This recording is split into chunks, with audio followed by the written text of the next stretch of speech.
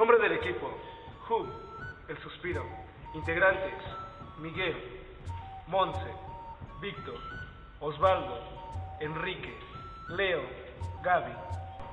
La cultura maya históricamente se plantea que estuvo ubicada en el sureste de la República: Campeche, Quintana Roo, parte de Chiapas y Tabasco, Belice, el centro y norte de Guatemala y la frontera noroeste de Honduras y Yucatán.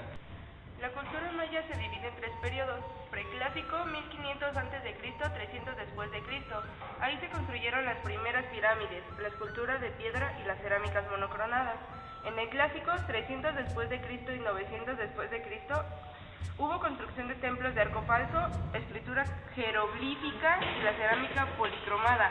En el posclásico, 900 después de Cristo, 1527, hubo una mezcla de la cultura maya y tolteca. Las características eran sociales. Los mayas eran politeístas con varios dioses: Sol, Kinich, Ahau; Luna, el agua, Iche; la lluvia, Chac; el viento, Kukulcán; el cielo, Ismaha; la muerte, Ahapuch; el maíz, Yumkas; y el cacao, el Chahau. Estaban divididas socialmente en nobleza, Alimen Enob; sacerdotes, Akinob; pueblos, comerciantes, artesanos, campesinos y prisioneros de guerra. Organización política y social. Se organizaban en clanes y patriarcado. El padre mayor era la autoridad y se denominaba Yum. El conjunto de esos clanes formaban las tribus y la federación de tribus eran regidas por un consejo. Las ancianas tribus conformaban el estado y eran gobernados por un jefe hereditario. El élite social la constituían los sacerdotes y los nobles que regían la ciudad, que eran también el centro religioso. Gobernante maya, Alachuinit y la nobleza. Alachuinit Uni designaba a los jefes de cada idea. Natabok, que desempeñaba funciones civiles, militares y religiosas. La suprema autoridad militar, Nacob, era dirigida por 3 años. Otros cargos importantes eran el que de los tutores tupiles, funcionarios menores y de consejos a la papa. La nobleza había incluido en todos esos dirigentes, además de los sacerdotes, guerreros. Los mayas basaron su economía principalmente en el comercio de la agricultura, pero la cacería de animales salvajes y coleccionar productos del bosque también eran actividades importantes. La agricultura maya también se basó en cosechar maíz. Importantes trabajos del campo fueron cortados y quemados, a preparar la tierra para plantar. Dentro de sus aportaciones importantes se encuentran sus monumentos, que eran en Chichén Itzá, el templo de Kukulcán, el Caracol, el Chacmol. En Bonampak, Chiapas, se encuentran los murales. En Tikal, Guatemala. Y en Palenque, el Pacal el Grande, el templo, el palacio, el templo de la cruz, el templo de las inscripciones y el templo de las calaveras.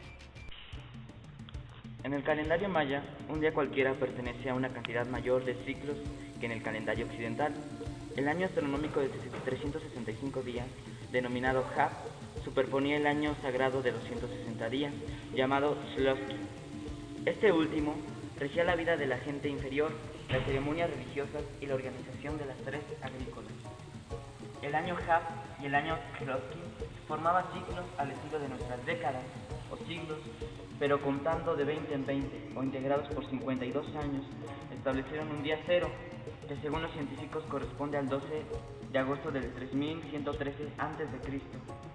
Se desconoce qué sucedió, aunque probablemente se trate de una fecha mítica. Además tenían el año venusiano, para que los 3 calendarios pudieran coincidir en la designación de un día sagrado, litúrgico y solar. Esto ocurría cada 104 años, o sea, 2 siglos de 52 años. El Popol Vuh, conocido como las antiguas historias del Quiché, es el libro sagrado de los mayas quichés de Guatemala, de autor anónimo. Fue escrito a mediados del siglo XVI sobre la piel de un venado. Constituye un intento de explicar simultáneamente el origen del mundo, la historia de los reyes y los pueblos de la región, y la catástrofe de la conquista española. Significados posibles del título serían el libro de la comunidad, libro del común o libro del consejo. El Chilam Balam, escrito mucho tiempo después de la conquista, durante el siglo XVIII. Las profecías del Chilam Balam eran retrospectivas. Estas cosas se cumplirían, nadie podrá detenerlas. Hay que amar esas palabras que nos llaman las piedras. El mito del Tlacuache. En una ocasión cayó del cielo una piedra, grande envuelta en llamas, y todos tuvieron miedo de acercarse, menos una vieja que no le tenía miedo a nada, porque era medio bruja.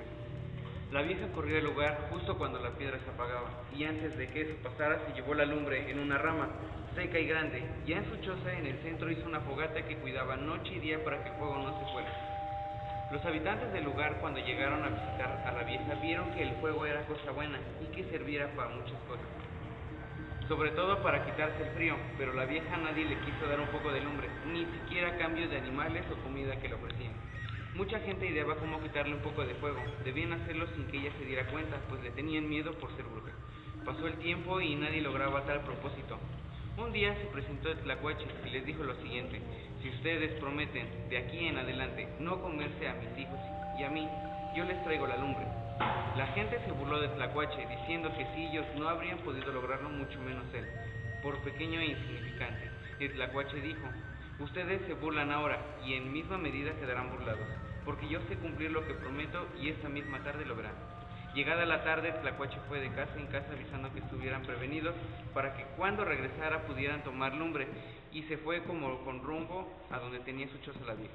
Cuando llegó a la casa de la vieja, le dijo que si le permitía estar ahí unos momentos porque se moría de frío. La vieja sintió lástima por el Tlacuache y lo dejó entrar, y cerca de la lumbre, sin que se diera cuenta la vieja, fue metiendo un poco a poco la cola a la fogata, y cuando sintió que la tenía cargada de fuego, salió corriendo al pueblo, yendo en casa y regalando fuego hasta donde la alcanzó. Es por eso que hasta la fecha los Tlacuaches tienen la cola pelada.